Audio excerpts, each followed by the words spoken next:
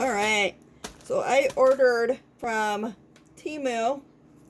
My son ordered from Temu. I got some glow-in-the-dark yarn. I got some keychain hooks.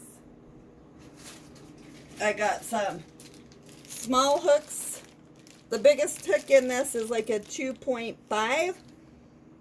So that's going to be a little bit of a struggle for me with my therapy. But I will work on that. I am anxious to try out this glow-in-the-dark yarn. The only thing is it does not have any yardage on it.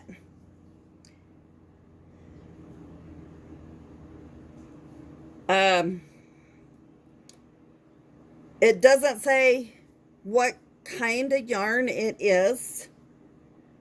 It just says 20 degrees to 40 degrees Celsius warm water washing. Neutral lotion. Never root or use washing machine. And 120 to 140 degrees Celsius on ironing.